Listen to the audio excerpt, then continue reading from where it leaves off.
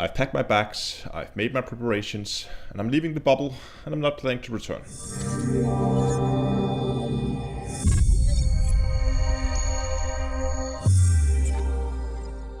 We all strive for the best possible gaming experience, but the importance of a good quality chair is often underestimated. SerectLab produces some of the most comfortable and high quality gaming chairs you can get, so upgrade your commander chair today and fly in style and comfort worthy of the Imperial Cutter. Follow the link in the video description to their store, type in your height, your weight, and it will tell you which chairs fit you for the best possible seating experience.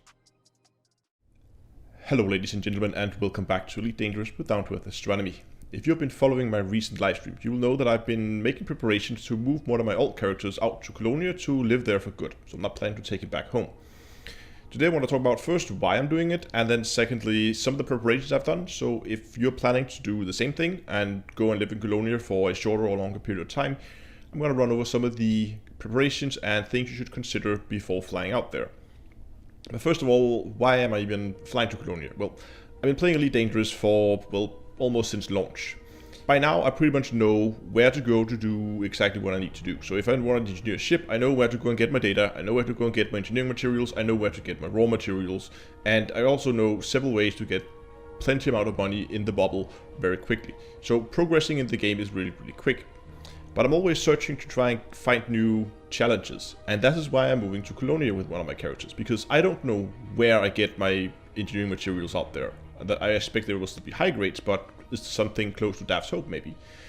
I don't know what about data, reliable sources for that as well. And the same thing, like raw materials, probably still pick those up from planets, but are there anything similar to like a Crashed Anaconda out there that we can go and pick it up from? All that stuff is stuff that I want to re-explore and try to figure out how to live out there in some slightly more difficult conditions.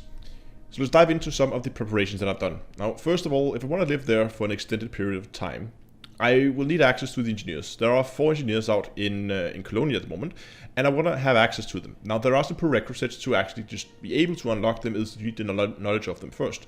And you go get those from engineers you have in the bubble. So you need to make sure that you have access to the 4 engineers out in Colonia. And you can see here, you can always just look at the engineers they have with the distance out from your current position, 22,000 light years. And there are 4 of them. And the prerequisites, as you can see here, here we learned from him from Bliss Rider, so we need to have Bliss Rider up to grade 3 at least. We have one here, which we learned from Elvira Matuk. We have one, where is he? No, that's not him. This guy, or this girl, we got from Todd the Blaster. Oh yeah, right here. We got from the Dweller.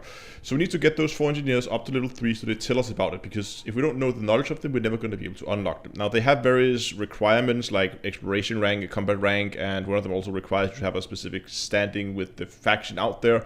All that stuff I'm planning to figure out there. There are one of them, like this guy, that requires occupied escape pods. Some suggest that you can pick those up in the bubble. They're probably easier to find out there. But it's part of the whole reason why I go out there, that I want to figure out how I get access to occupied escape pods in Colonia, so I'm not going to take those with me. But you can do that and make sure you have some of the prerequisites already done, so you can get access to them once you're out there.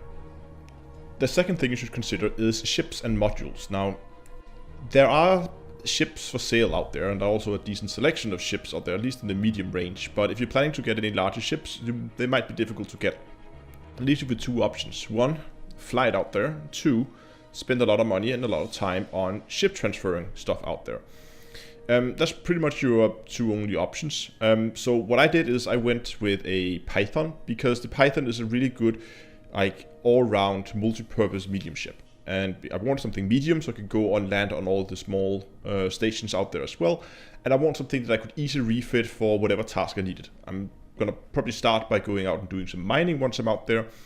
But if you have other plans for the way you make money, take a ship that you both have a decent jump range and that you can then refit later for the tasks you want to do, unless you just want to straight up sell the ship once you get out there and buy something else. It's also worth considering what kind of modules you fit on it. If you go in and look at this, you will see that I have quite a bit of, this is a pretty standard exploration loadout for Python. If you look at, for instance, the optional internals, you will see here that I have a pretty big shield generator for an exploration ship, and that's because a lot of the A-grade modules are really difficult to get your hands on, and almost actually impossible to get your hands on in Colonia. So that's why I will be ferrying a lot of this equipment out there, and even though, like, a 2A refinery, I could probably get a 2A refinery in Colonia, but I'm just carrying it with me since I had spare space on my ship anyway, just to ferry it out there. And the stuff that I can't carry, you will see here that I've stocked up on a lot of stuff, A-rated power plants, frameshift drive, thrusters, fighter base, Guardian FSD drive or FSD boosters. You can't get those out there if you have those unlocked, so that's probably also something you should consider unlocking those first if you want to have access to these. Bought a bunch of those. And you'll also see that I have fitted in here a pulse waves analyzer, because we can't get those out there either. So try to plan a little bit ahead. Think about what kind of ships you want. You can't do like full builds and look up all the modules, what you can get and what you can't get. And try to bring as much as you can with you when you're flying out there, and leave the rest at home in storage, and then you can module transfer it out there. It does cost a bit to module transfer that far, and it takes, I think, like 61 hours to do, so it does take some time. But that's why I want to make sure that I have a ship that I can pretty quickly refit to make some money, so that I can begin getting some cash flow in and get all those modules transferred over, so that I'm absolutely sure that I have the modules I need, so I can begin refitting for other purposes, like refitting a proper exploration ship, or maybe even a combat ship out there. So the last thing that's left to consider, that is which route you're going to take out there. Now, you could just take the straight route with the neutron highway and get out there really, really quickly.